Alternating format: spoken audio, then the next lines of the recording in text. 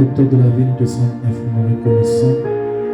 Toi, le Dieu de toute grâce, toi, l'unité jamais de valeur ne te donnera pas.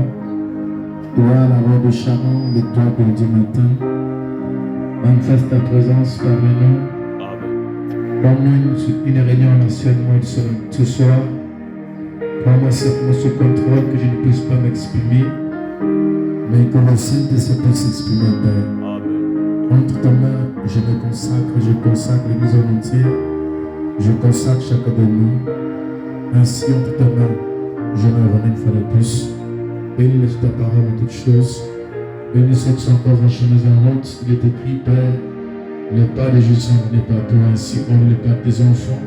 Au nom de Jésus-Christ. Amen. Oui, Seigneur, bénis. Amen.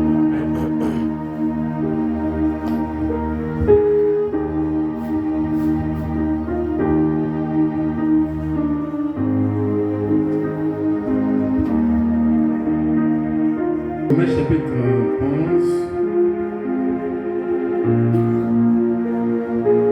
C'est le verset 25 là-bas, mais on va commencer depuis le verset 11.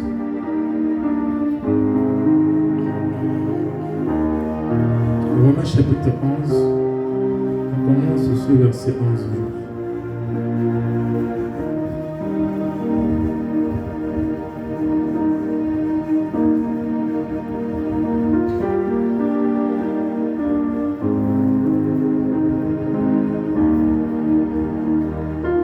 Je lis donc, est-ce que pour tomber qu'ils ont penché, loin de là, mais par leur chute, le salut est devenu accessible aux païens,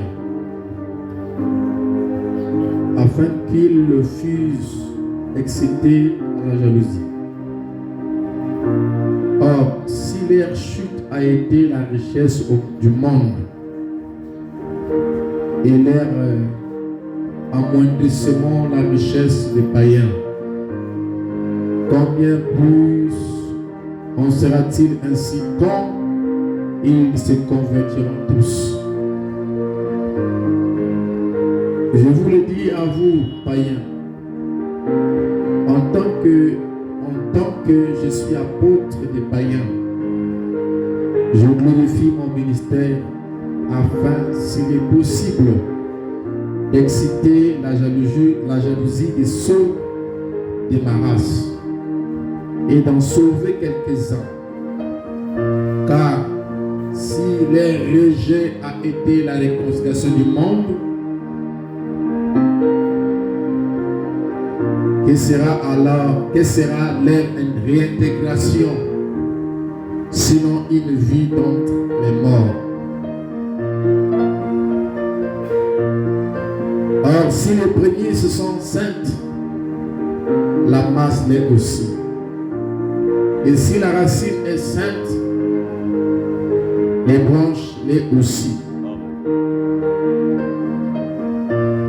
Mais si quelques-unes des branches ont été retranchées, et si toi qui étais un olivier sauvage, tu as été hanté à leur place, et rendu participant de la racine et de la graisse de l'olivier, et ne te glorifie pas aux dépens de ces branches.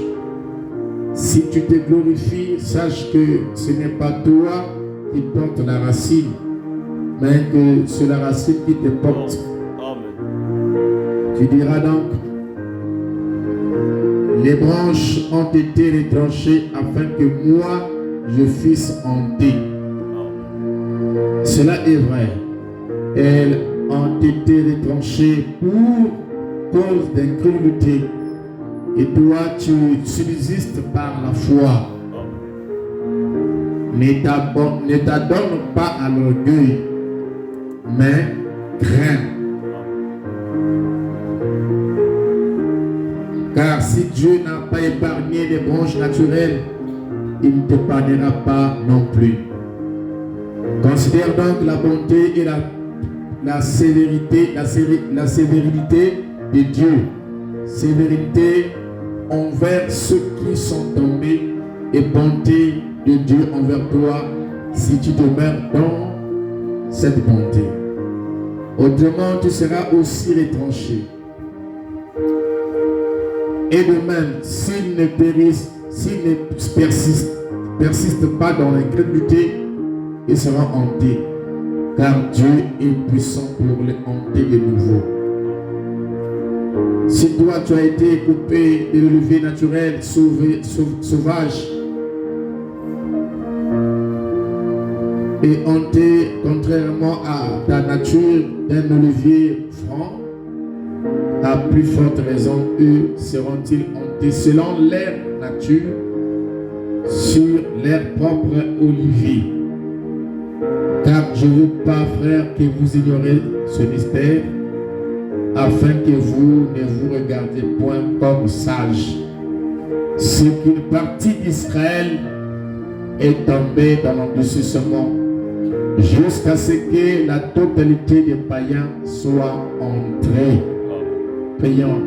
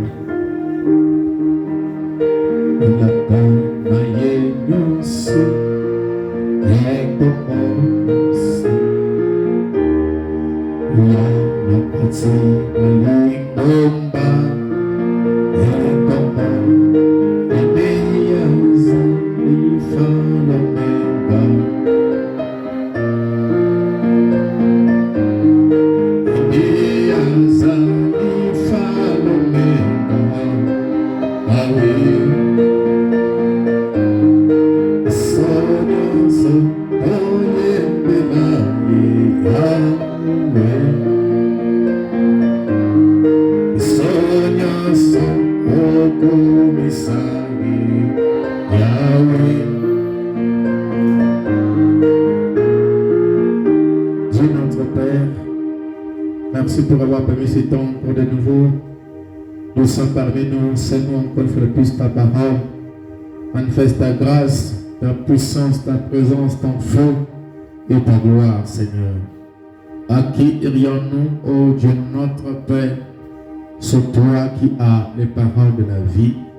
Ainsi à toi, je consacre ce temps. Je prie que tu prennes la prééminence de jusqu'à la fin. Au nom de Jésus-Christ. Amen. Frère, viens m'exprimer.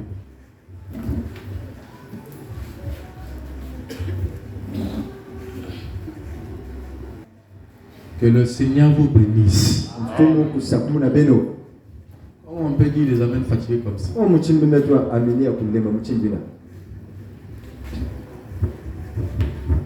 Alors, nous allons par la grâce de Dieu continuer encore dans cette même lancée. Nous sommes en train de parler sur le mystère de l'aveuglement d'Israël.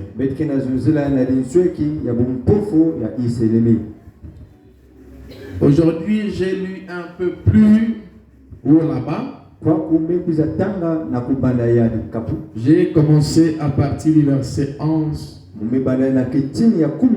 Parce que ce chapitre parle de ça. Amen. Amen. Alors au chapitre 3 qu'on vient de lire, c'est Paul qui est en train de parler. Et c'est Paul qui appelle ça un mystère. Et c'est ce qu'il est en train d'expliquer ici. Il dit, j'ai dit donc, est-ce pour tomber qu'ils ont branché? Loin de là.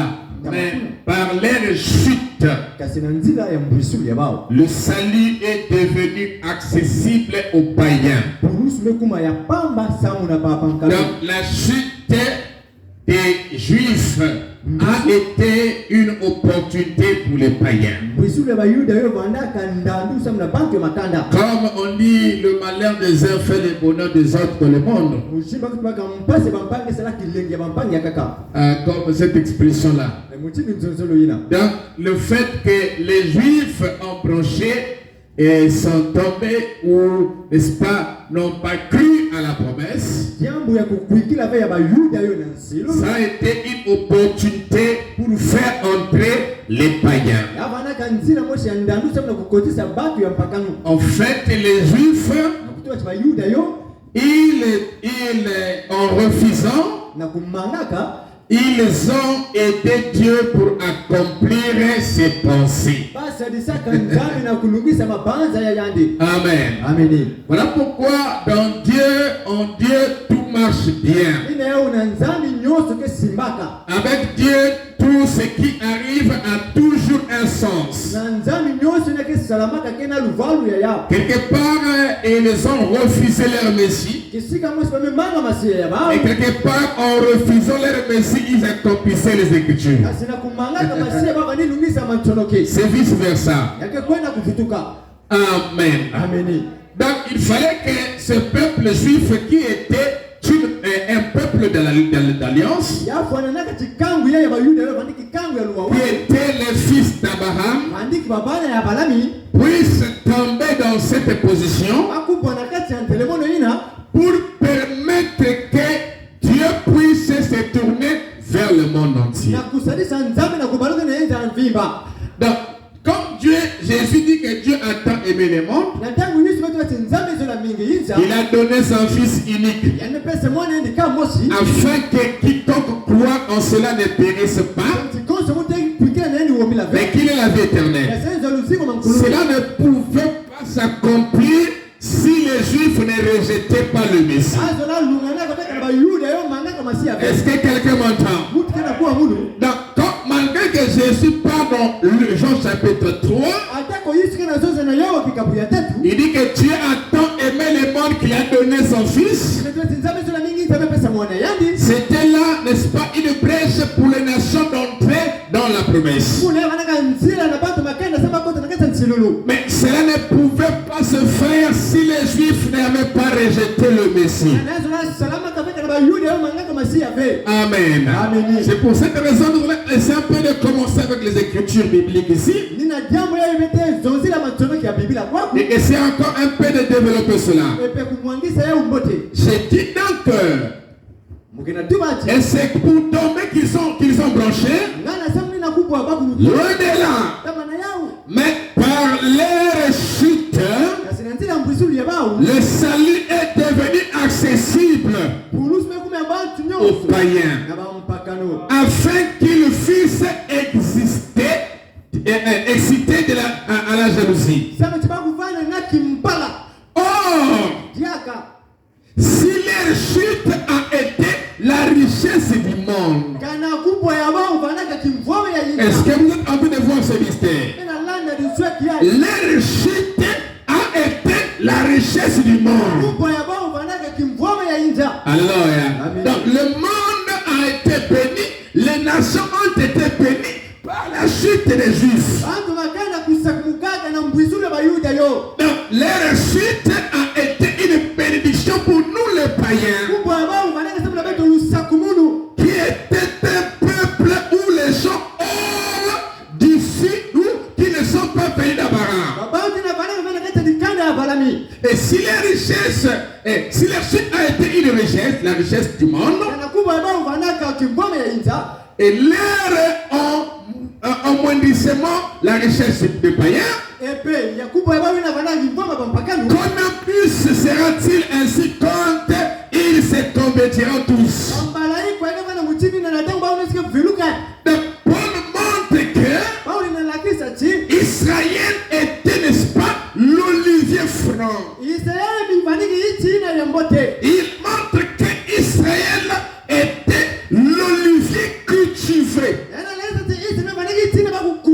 Parce que Israël était différent des peuples des nations. Ils étaient instruits. Ils étaient cultivés.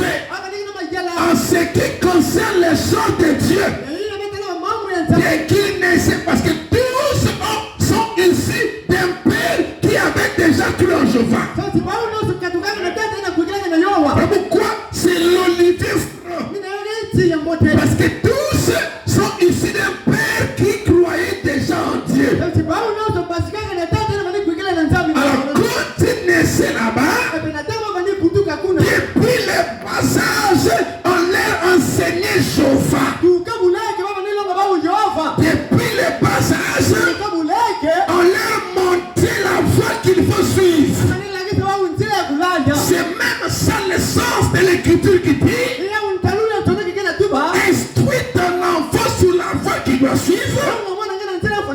Comme ça, quand il sera grand, il ne va pas s'en détourner. Cela ne pouvait pas s'appliquer aux païens, mais ça pouvait s'appliquer à Abraham. Parce que Dieu avait fait l'alliance avec une seule personne sur la terre. Et c'était Abraham. Et tous les gens qui venaient d'Abraham, toute sa descendance était élevée depuis le bas âge dans la parole. Alors, voilà pourquoi ils sont appelés l'olivier franc, l'olivier cultivé, l'olivier originel. Alléluia. Mais Dieu ici les a aveuglés pour que ces nations puissent entrer. Donc Jésus meurt à la croix. Je me sens bien. Ils ont dit là-bas que son sang retombe sur nous et sur nos enfants. Ça c'était la première phase. La première phase. Ils l'ont rejeté. Et quand il est revenu sous la forme du Saint-Esprit, incarné dans les apôtres, là encore, il a été rejeté.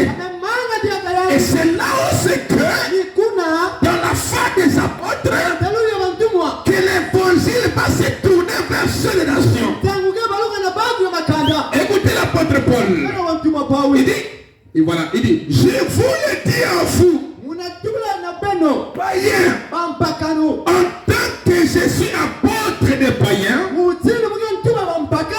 il dit, je glorifie mon ministère afin s'il est possible d'exciter la jalousie de ceux de ma race et d'en sauver quelques-uns. Vous comprenez, non? J'en ai parlé dimanche. Car si les rejet a été la réconciliation du monde, car si les rejet a été la réconciliation du monde, donc le rejet des Juifs de faire la réconciliation du monde.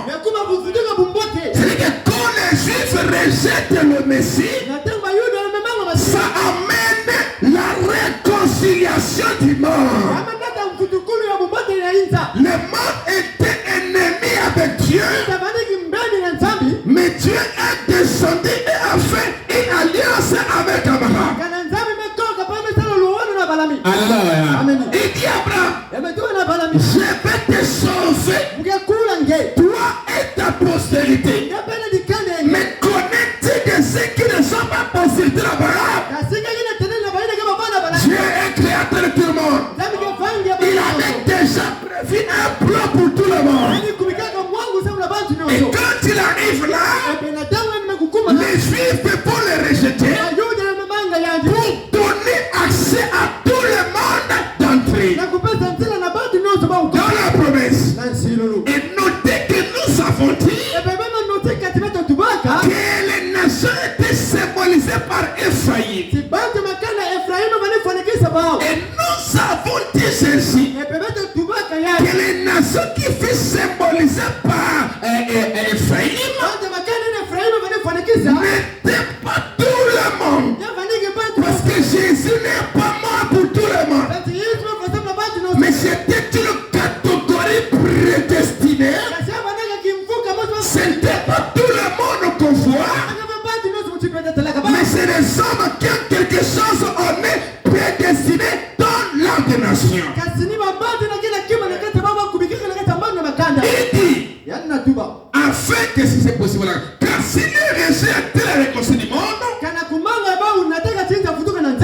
que sera leur intégration, sinon une vie d'entre les morts. Amen. C'est l'apôtre Paul qui parle ici. Vous voyez qu'il s'est présenté là comme l'apôtre des nations. Comme l'envoyé des nations. Amen. Amen. Alors, ici dans Acte, je crois, je pense noter ça ici. Dans Acte 13, 46. Acte 13, 46.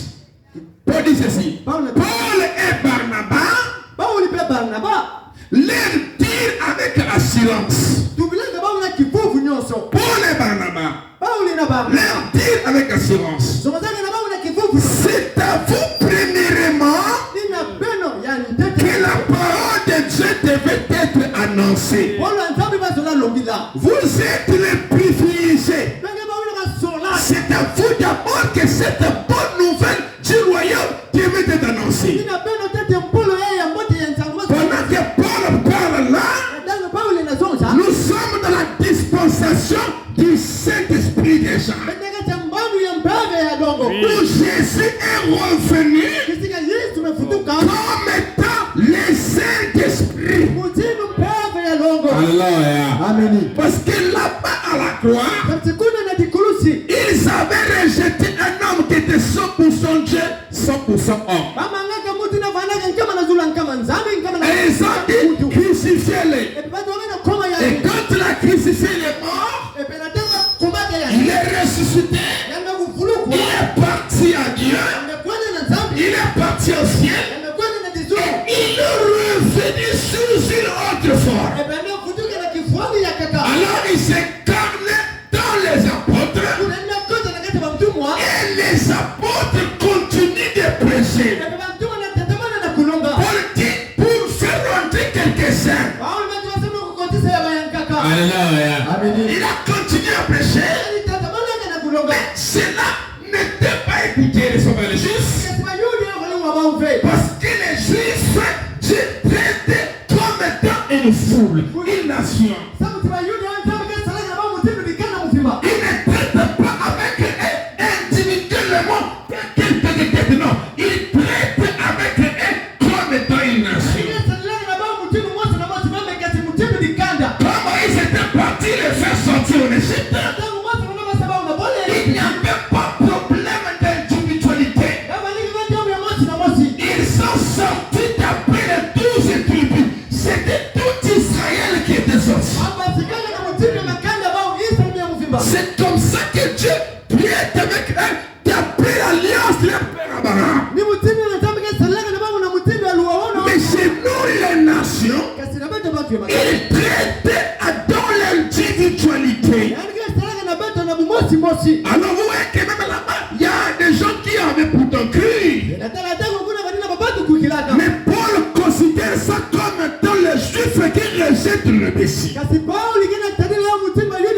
Mais lui-même Paul qui parle, il est juif. Voilà. Il est juif. Jean est juif. Mais il dit que les juifs ont rejeté le Messie. La parole. Pourquoi? Parce qu'avec les juifs, ils traitent comme étant une nation. Mais pourquoi il dit que dans le même verset que le Paul de Romains chapitre 11, il a dit que par là-bas que tout Israël sera sauvé. Vous comprenez ça? Paul et Barnabas leur dirent avec assurance. C'est à vous premièrement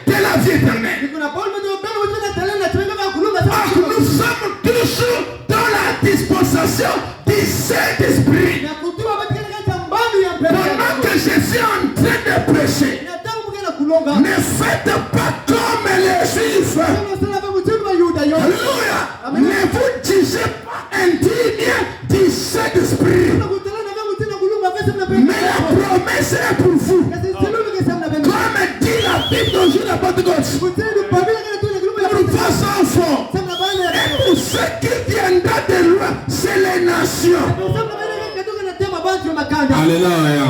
Depuis là-bas, ça avait été commencé à prendre comme étant le Saint-Esprit qui devait être répandu aussi sur les nations. Comment c'est qu'il devait sauver ces nations? Au moyen du Saint-Esprit. Voilà pourquoi c'est Corneille.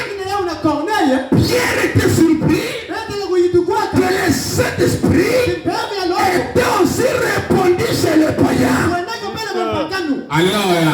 Parce que la promesse était d'abord pour les Juifs. Alléluia. Et ce qui devait libérer la promesse, libérer la vie éternelle, c'est la mort de Jésus-Christ. Parce que ça m'était symbolisé comme étant le fruit ou l'arbre de la vie en était. Auquel les séraphins ou les chérubins avaient été placés là pour garder l'arbre de la vie. Et frère Branham dit, c'était l'arbre de la vie éternelle. Or, l'arbre de la vie éternelle, c'est le Saint-Esprit de Dieu. Pourquoi avant la mort de Jésus, personne n'avait le Saint-Esprit dans son cœur, dans son âme, parce que la voix des chérubins était toujours bloquée, ou de la lame de vie était toujours bloquée par les chérubins, qui avait une épée flamboyante. Mais ce jour-là à la croix, Jésus a appris la même voix des chérubins. Pourquoi Isaïe dit qu'il fut frappé de Dieu? Parce que le chérubin là, c'était le chérubin de Dieu. J'ai envie d'entendre les amis. Ce n'était pas le diable qui avait envoyé les anges pour barrer. Mais Dieu avait placé ce chérubin là pour garder l'arbre de la vie. Et quand le Messie a pris cette voie-là, Isaïe dit qu'il fut frappé de Dieu. Dieu l'a frappé, l'épée de chérubin l'a touché et il est mort. Et quand il est mort, je me sens bien. Comme l'épée de chérubin était imbibée du sang, c'est ça que Dieu voulait pour ouvrir la voie. Pourquoi notre église s'appelle chemin ouvert? Dieu te bénisse. Est-ce que quelqu'un m'entend? Ici le salut est certain. On ne t'attend pas. La vie éternelle est certaine. Mais si vous jugez vous-même indigne du salut,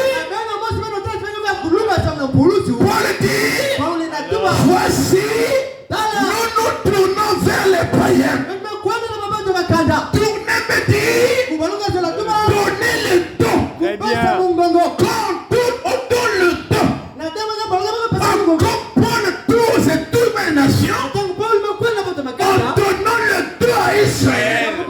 C'était Dieu donnant le don à Israël. Et sa face était maintenant dirigée vers les nations.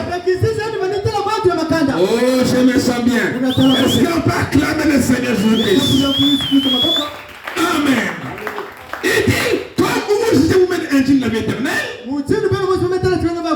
voici nous tournons vers les païens. Et car ainsi nous l'avons donné le Seigneur, j'étais établi pour être la lumière des nations. Alléluia. Pour porter le salut jusqu'aux extrémités de la terre. Alléluia. Donc Paul montre maintenant que dans cette écriture, parce qu'avant Dieu travaillait par des limites, Dieu avait des frontières. Dieu travaillait avec un seul peuple, dans un contexte donné.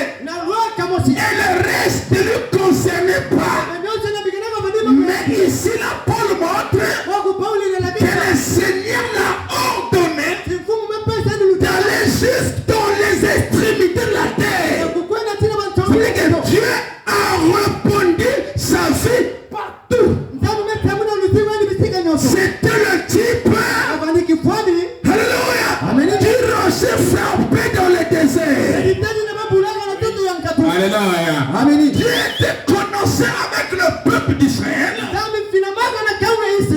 Et quand ils ont eu besoin de l'eau, je me sens bien. Amen. Pour qu'ils puissent se ravitailler.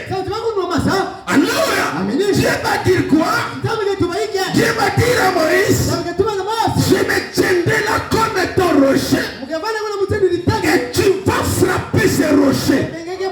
Et comme Moïse a frappé les rochers, au lieu que l'eau soit seulement là où était Israël, mais cette eau-là s'est répandue partout. C'était l'évangile allant jusqu'aux extrémités de la terre. C'était répandu partout. C'est ça qui s'est passé avec Jésus à la croix du Calvaire. Si aujourd'hui on dit Jésus, c'est parce qu'il y a eu le Calvaire. Alléluia. Si on dit chauffard, c'est parce qu'il y a eu le Calvaire. Avant le Calvaire, il n'y avait pas un non-juif qui prononçait le nom de chauffard.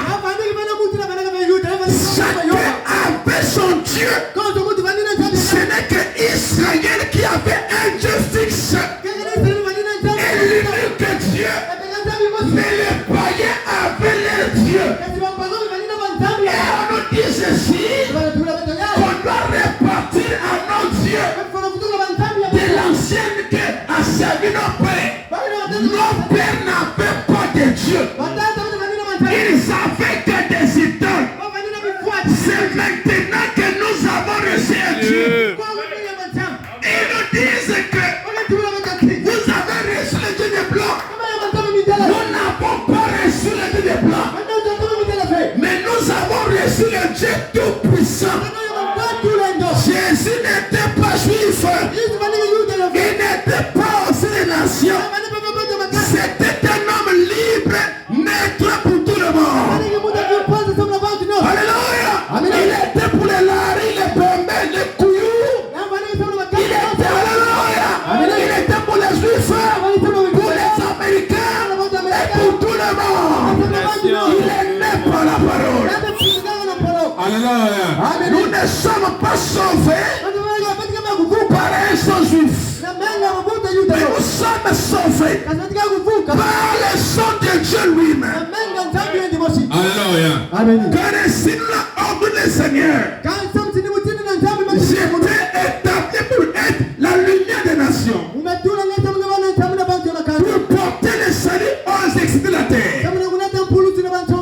Il dit, les païens. Quand il dit les païens, c'est nous. Où c'était nous? Amen. Les païens se réjouissaient en entendant cela. Oui. Ce que les Juifs devaient faire, c'est ce qu'elles font. Ils se réjouissent en entendant la parole. Si quelqu'un est croyant,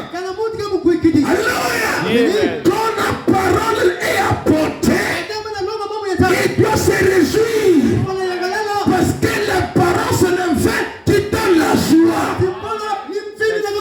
Je me sens bien. Là de l'autre côté, ils sont en train de rejeter. Mais ici, c'est les nations où Dieu a tourné sa face. Où Dieu a fait grâce. Ils sont en train de se réjouir en écoutant la parole de Dieu. Si quelqu'un entend la parole et il ne se réjouit pas, il y a quelque chose qui ne va pas. Alléluia. Parce que la parole, c'est notre vin nouveau. Les païens se réjouissaient en entendant cela et ils glorifiaient la parole du Seigneur. Et tout ce qui était destiné à la vie éternelle crut. Oui, tout ce qui était destiné à la vie éternelle crut. Ça, ce sont les Ephraïm, les prédestinés, ceux qui sont incorporés dans la foi ou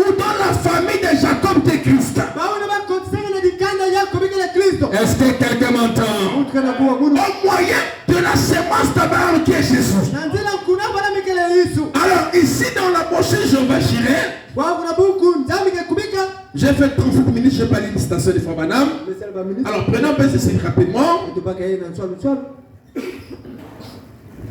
Jéhovah Jireh prêchait le 9, 12e mois 56. Le paragraphe 17, il dit Jéhovah Jireh du 9, 12e mois 56.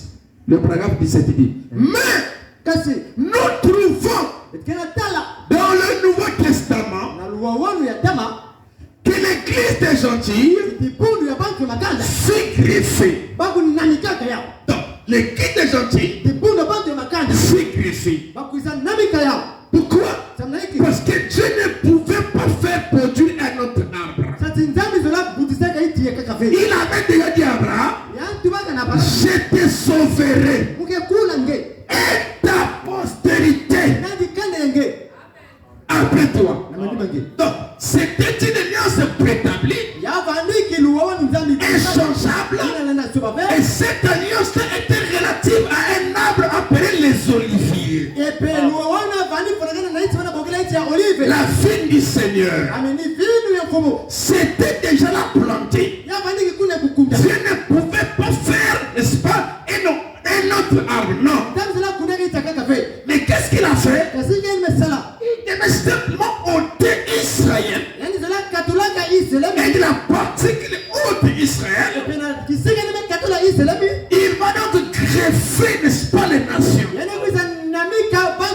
va donc coller les nations. Faire le greffage. Alléluia.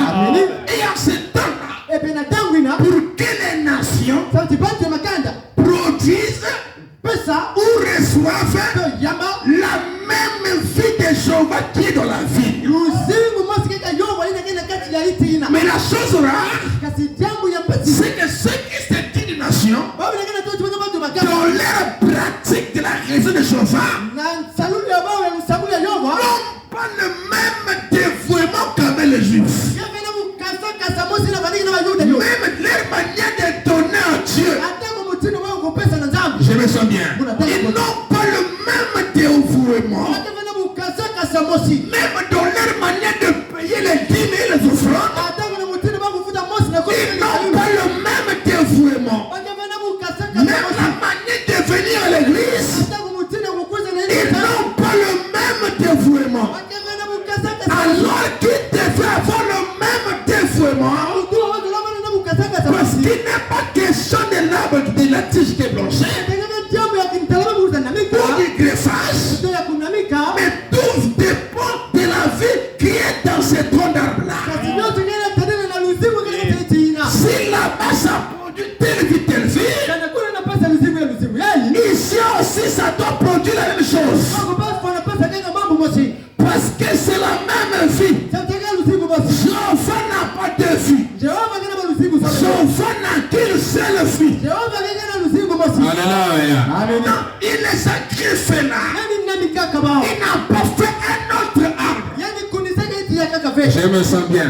Et quand il les greffe là, alléluia, pendant le temps des nations, cet arbre-là est appelé l'arbre épouse. J'ai envie d'entendre les amens. Elle est appelée l'arbre épouse.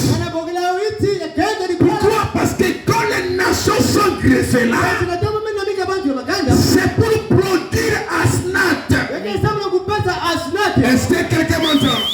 C'est pour produire Asnat, la femme de Joseph chez les nations.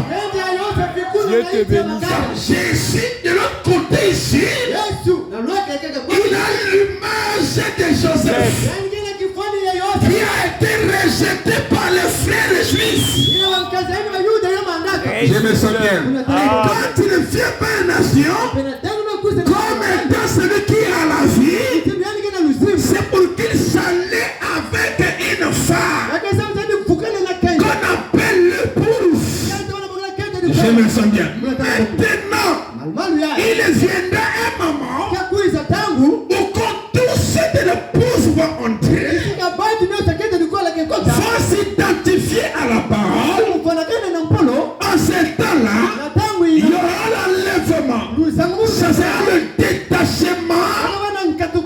que ceux qui ont été greffés à l'arbre juif. C'est pourquoi je vous avais prévenu hier que j'ai été Ephraïm aux nations. Ce n'est pas les Nengue.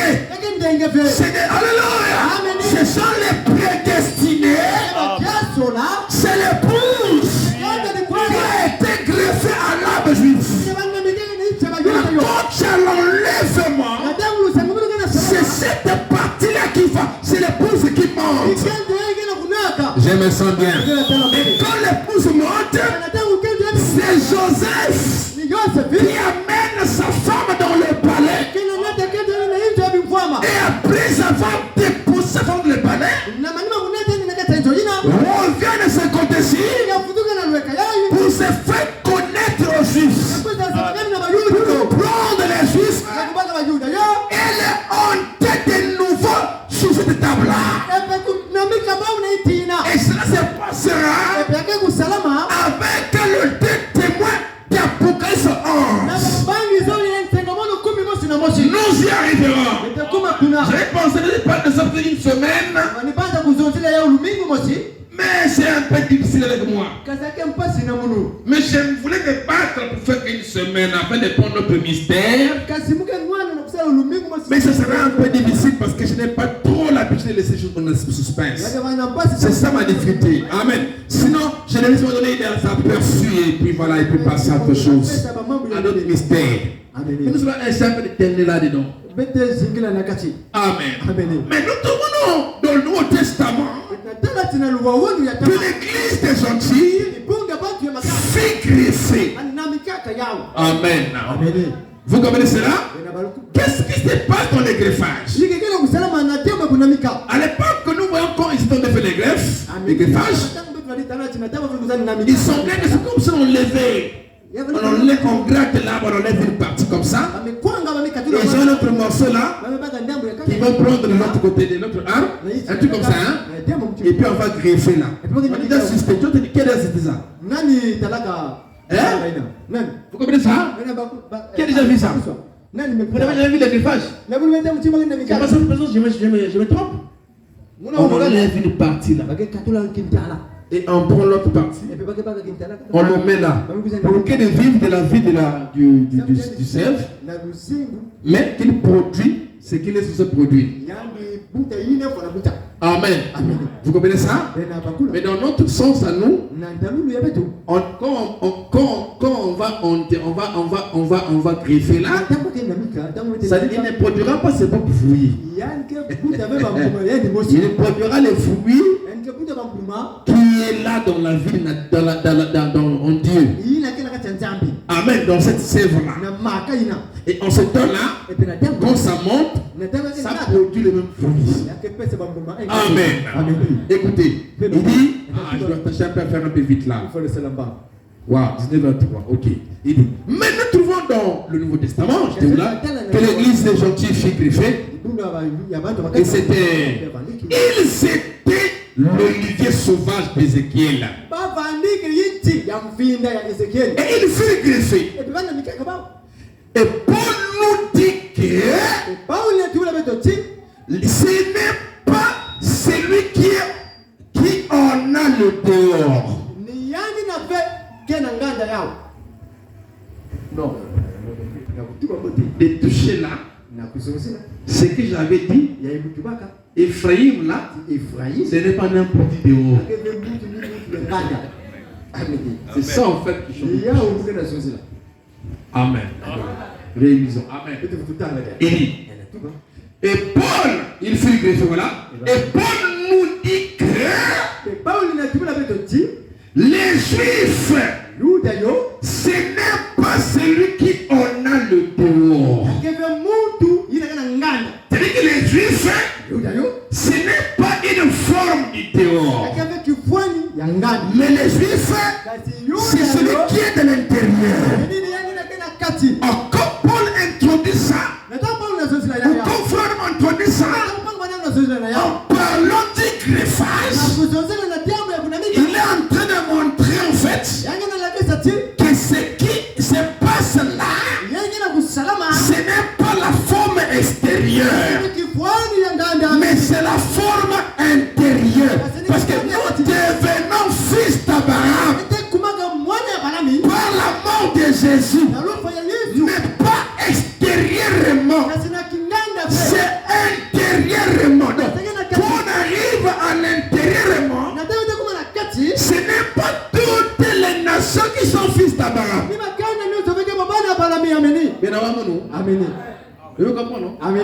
n'est pas toutes les nations qui sont fils d'Abraham, mais ceux qui ont cru en Jésus après que les Juifs l'ont rejeté. Donc si Ndenge croit en Jésus, alors il sera au sein de Moïse, fils d'Abraham. Alléluia. Est-ce que c'est bon? Si Barack Obama croit en Jésus, que les Juifs ont rejeté, il sera aussi descendant d'Abraham par Jésus. Donc les Juifs ou l'Ephraïm là, ce n'est pas naturel, c'est spirituel, c'est de l'intérieur. Alléluia. Donc voilà pourquoi tout celui qui a reçu cet esprit est un juif spirituellement parlant. On les a appelés juifs pour la première fois à Babylone. Comme seulement on nous appelle la première fois chrétiens à Antioche. Ils ont été appelés juifs à Babylone parce que les Babyloniens voyaient leur façon de vivre était différent avec les Babyloniens. Et ils ont dit, voici les Juifs. Et c'est parti comme ça. Sinon, ils étaient Israéliens. Est-ce que vous me comprenez? Alléluia. Mais il dit, mais Paul dit que les Juifs, ce n'est pas celui qui est en dehors, qui en a le dehors. Mais la postérité d'Abraham, c'est celui qui est intérieurement. Intérieurement. Écoutez, nous étant morts en Christ, nous inclinations. Nous étant morts en Christ, nous revêtons la nature de la postérité d'Abraham. La postérité d'Abraham, c'est Jésus. Abraham avait eu deux postérités, deux descendants. Alors, Isaac, la descendance d'Abraham naturellement. Donc, Isaac était une descendance limitée d'Abraham. Juste pour la concession des Juifs. Juste pour la Palestine. Mais Dieu avait promis à Abraham un autre fils dans laquelle sa concession n'était pas limitée. C'était illimité. C'était Jésus. Et vous voyez que l'autre enfant était le fils de la foi d'Abraham, qu'il a symbolisé avec Isaac dans le naturel, mais qui avait la vraie forme spirituelle. Parce qu'il a pris le fils naturel, il a amené à la montagne de Morija pour le tuer et lui donner un sacrifice. C'était le type de Dieu le Père qui devait prendre son propre fils et le tuer. Alléluia. Pour que cela produise une foi. Amen. Alléluia. Je me sens bien. Et quand il a pris Isaac, vous connaissez l'histoire. Dieu a dit ne touche pas à ton fils. Car j'ai compris que tu m'aimes. Sans la foi, personne ne peut être agréable à Dieu. Dieu l'a agréé. Dieu a compris qu'Abraham l'aimait. Mais Dieu avait promis à Abraham que sa postérité-là, spirituelle, le deuxième, qui ne pouvait pas être produit par le sexe, entre Abraham et Sarah, mais qui pouvait être produit sans le sexe rien que par la foi. Amen. Amen. C'est ce que je disais là. Quand le son s'ouvre, la Bible devient un nouveau livre. Une nouvelle Bible. Amen. Amen. Donc l'autre fils, qui ne peut pas être produit par le rapport sexuel, mais qui devait être produit par la foi d'Abraham. Alléluia. Donc, que le fils de la foi d'Abraham, c'est Jésus. Amen. Que Dieu lui a donné sans produire aucun effort. Il lui a donné une postérité. Abraham a même symbolisé l'histoire de la jeunesse. Alléluia. Où Adam avait deux semences. Abraham aussi avait deux semences. Alléluia. Des postérités qui devaient se multiplier. La première postérité d'Abraham naturelle qui devait se multiplier. Alléluia. C'était Isaac. Mais il devait se multiplier dans un contrée tourné. Ça c'est la semence naturelle. Alléluia. Par rapport sexuel. Mais il y avait une autre semence. C'est par la foi d'Abraham. Je me sens bien. La foi vient d'où? La foi vient de ce qu'on entend. Une autre semence qui allait venir par la parole. Et la semence là c'était Jésus. Je me sens bien.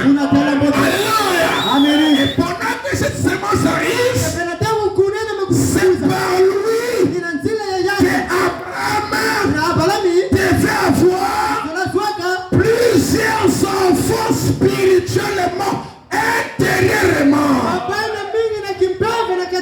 Et ces enfants-là devaient être comme Abraham, sans doute dans sa pensée. Un fou de chauffard. Même quand je vois des choses difficiles, Abraham croit. Cette foi-là devait être transitée.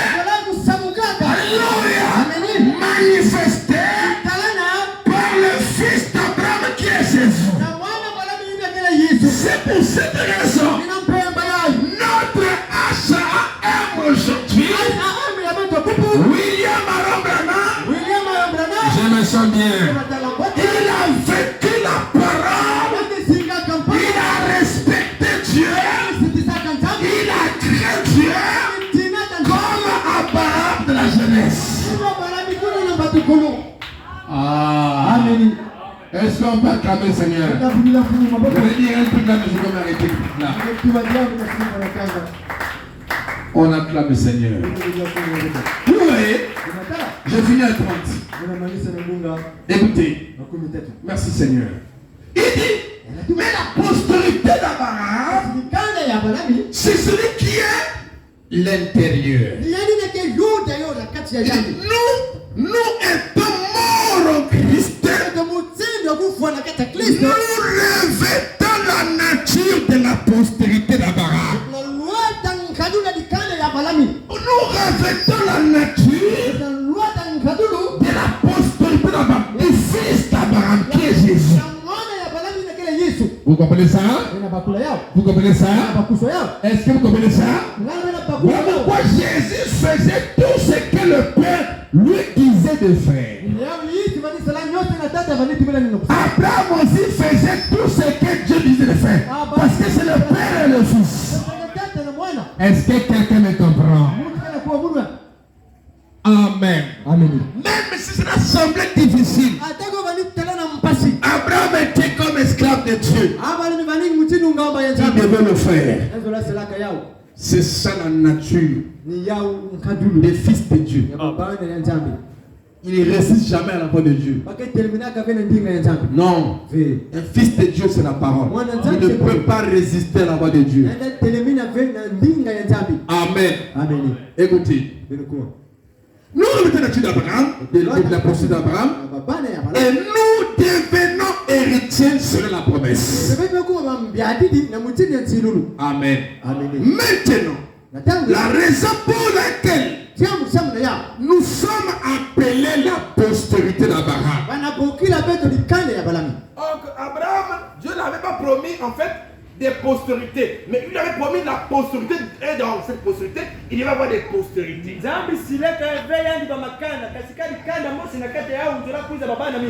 en ayant cette postérité-là, qui est Jésus, cette unique postérité, par son nom de mise, il devait avoir d'autres semences. Vous comprenez? C'est comme seulement Dieu pour occuper la terre. Il n'avait pas besoin de deux hommes. Il avait besoin d'une seule personne. Adam, pour que le monde se repeuple. Donc Dieu avait promis à Abraham une sémence. Comme Isaac était une sémence, une seule sémence. Mais à travers de cette sémence, il devait avoir d'autres sémences. C'est comme un pasteur. S'il a gagné une seule brebis, qu'il l'amène jusqu'au salut. Derrière cette même brebis-là, il y aura d'autres brebis et il y aura d'autres brebis. Parce que c'est ça le mystère du sémage.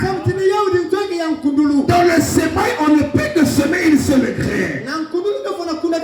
Mais pendant la reproduction, vous aurez d'autres graines. Je me sens bien. Il dit, voilà, c'est la postérité d'Abraham. Dans le naturel annonçait Isaac. La postérité d'Abraham dans le naturel annonçait Isaac. Et Isaac annonçait Christ. Donc, Abraham, Isaac était la postérité naturelle d'Abraham. Maintenant, Isaac annonçait une autre postérité. Il est en train d'annoncer Christ. Ce n'est pas Isaac qui pouvait se multiplier dans le monde entier. C'est impossible. Mais c'est le Saint-Esprit étant sémence qui allait se multiplier ou se répandre dans le monde entier. Mais pourquoi Jésus en venant, et quand il est mort, quand il est parti, quand il est revenu, comme étant le Saint-Esprit, c'est en ce temps-là qu'il pouvait atteindre le monde entier. Alléluia. Le Jésus qui est venu dans sa première venue était limité. Il n'était que là aux Juifs. Il a même dit, je suis venu pour les brebis perdues d'Israël. Il était limité. Je me sens bien. Il était seulement là en Israël. Et quand il est parti et a revêtu, a pris la forme du Saint-Esprit, là la promesse d'Abraham pouvait s'accomplir. Là la postérité d'Abraham pouvait se répandre partout sur la terre. Et l'évangile pouvait aller dans les extrémités de la terre. Pourquoi nous l'avons reçu, nous qui sommes loin d'Israël et loin de ma chair? Écoutez, et Christ est venu, il a donné sa vie en rançon pour nous. Il a envoyé le Saint-Esprit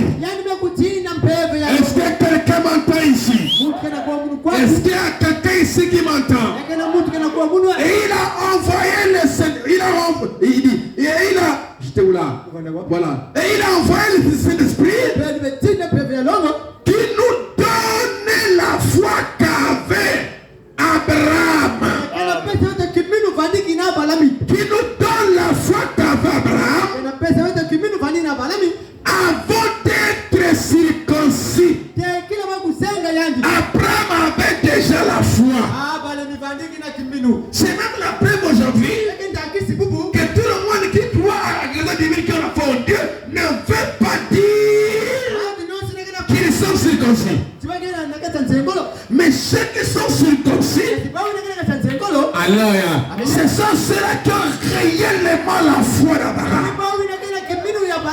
Alléluia. Amen.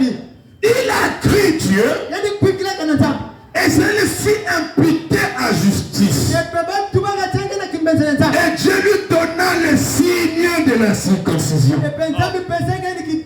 En guise de confirmation de sa foi, avait été reconnue. Donc, sa foi avait été reconnue. Et il avait cette foi-là, il croyait en Dieu avant la circoncision. Donc, il y a eu d'abord la foi en Dieu, et puis est venue la circoncision. Quelqu'un ne peut pas être circoncis, ce qui est le type du Saint-Esprit, qui est l'apostolité d'Abraham, s'il ne croit pas d'abord en Dieu. Vous voyez que la circoncision ici, avec Isaac, ont été naturels. Mais quand il promet le fils d'Abraham spirituel, la circoncision est toujours liée là. Ça devient le Saint-Esprit qui vient enlever la partie du monde qui aime le copine en toi. Est-ce que quelqu'un me comprend? Amen. Alors, je finis dans 8 minutes. Écoutez, quelle seule réponse rapidement? Non, je prends d'abord. Je prends quelle seule réponse? Bon, ok, je prends d'abord l'autre là. Je prends d'abord sur une question réponse. Je crois que je vais finir par là. Question réponse du 2, 10e mois 57. Question réponse du 2, le 2 octobre. Octobre, non? 10e mois. C'est ça? Amen. 57, il dit. 482. Il dit, je crois réellement que l'enlèvement de l'église. Je ne finis pas la pensée. Ceci est mon opinion. Voyez-vous? Et si nous avions le temps, écoutez, je crois vraiment que les Juifs recevront Christ lors de sa seconde venue. Maintenant, rappelez-vous, afin que la personne puisse savoir ceci, c'est une réponse, non? Amen.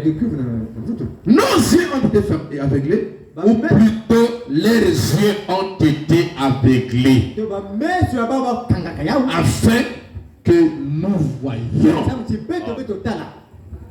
Amen. Donc leurs yeux ont été aveuglés afin que nous voyions. Ça veut dire que nous ne voyions pas avant. Nous étions aussi aveugles avant. On ne voyait pas. Est-ce que vous comprenez ça? Maintenant, leurs yeux ont été aveuglés pour que nous nous voyions. Qu'est-ce qu'on va voir? Voir qui signifie comprendre. Saisir la rédemption. Saisir qui est Jésus. Saisir pourquoi il est mort. Saisir ce qu'il attend de toi. Ce qu'il attend de nous. Amen. Il dit, pour que nous voyions, tous les savent. Les Écritures en parlent. Et c'est vrai, Paul nous dit que nous avons été aveuglés. Que les Juifs ont été aveuglés afin que vous receviez Christ. Et qui a aveuglé les Juifs? Ce n'est pas Satan. C'est Dieu lui-même. C'est Dieu lui-même qui a aveuglé les Juifs. Pour qu'ils ne voient pas. Pour qu'ils ne comprennent pas. C'était la volonté de Dieu. Amen. Écoutez. Il dit que les Juifs ont été aveuglés afin que nous recevons Christ. Voyez-vous? Il dit, et nous sommes l'olivier sauvage. Hein? Nous sommes l'olivier sauvage. Donc nous n'étions pas l'olivier cultivé. Mais nous étions l'olivier sauvage. Sauvage comment? Sauvage à l'égard de la parole. C'est comme lorsque vous êtes les mondes. Vous êtes des sauvages. Certains peuvent sortir avec 2-3 garçons du cou. C'est des sauvages à l'égard de la parole du Seigneur. Mais eux, ils étaient l'olivier franc, l'olivier cultivé. Vous comprenez ça? Ils avaient été élevés en cheval, comme je l'ai dit au début. Mais nous étions élevés dans le Nkoulou. Voilà pourquoi il y a des gens ici, jusqu'à maintenant, ils ont des câbles sur l'oreille ici. Pourquoi? Parce qu'on a dit dans le Nkoulou, quand tu mets les câbles, ça fait ceci. Ce sont des dieux. Vous continuez encore d'être les païens. Tout ce que Dieu a voulu que l'homme ou la femme soit, il avait déjà fait cette femme-là comme ça.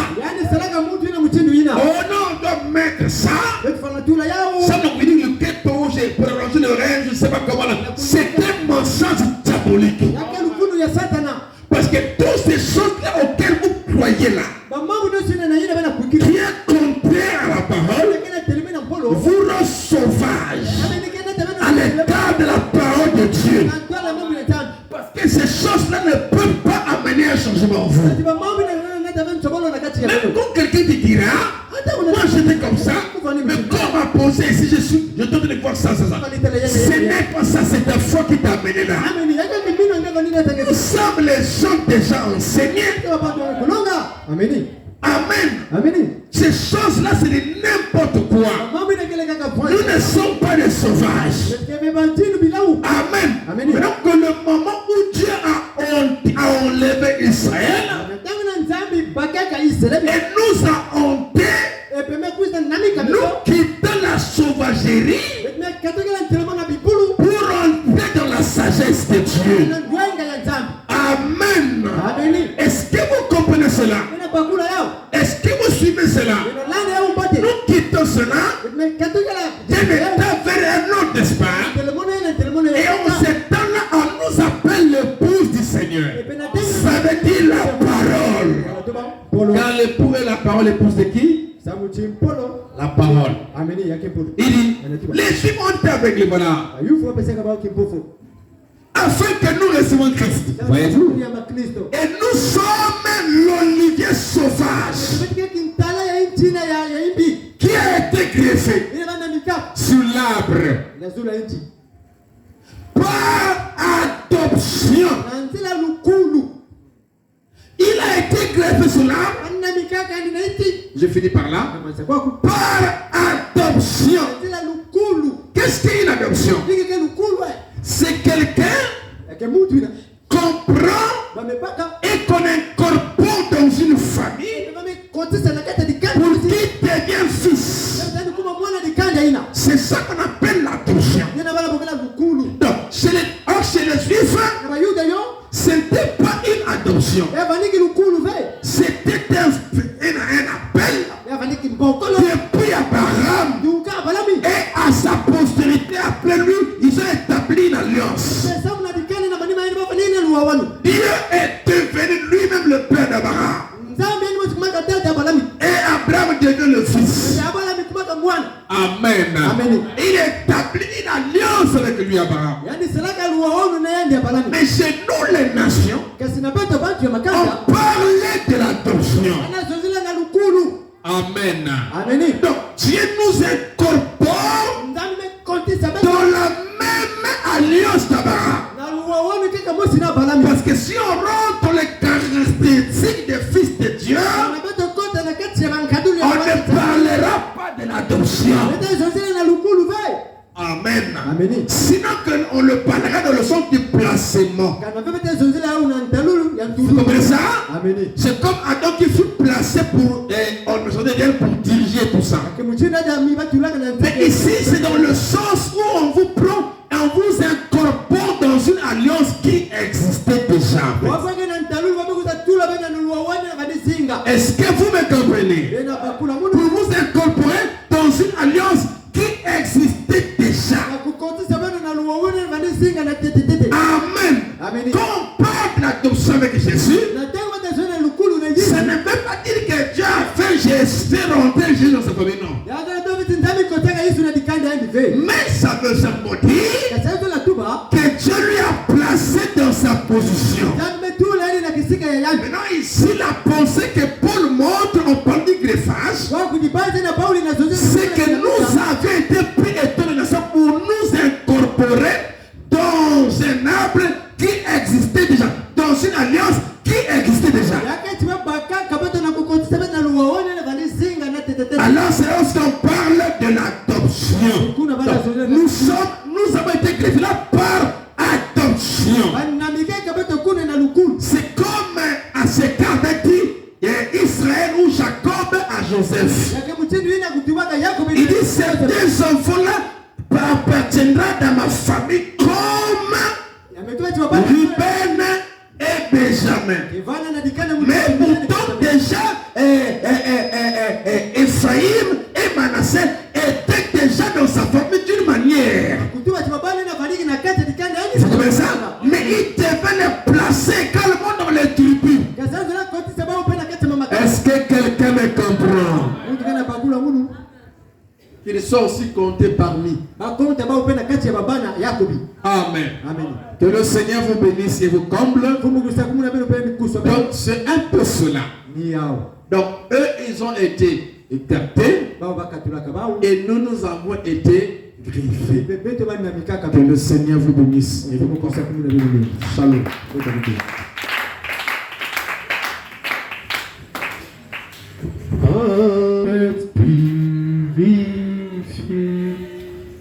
Dans le sang fut appliqué à mon cœur, alléluia. Oh, en Jésus la gloire, oh, en Jésus la gloire, l'agneau immolé, dans le sang fut appliqué à mon cœur.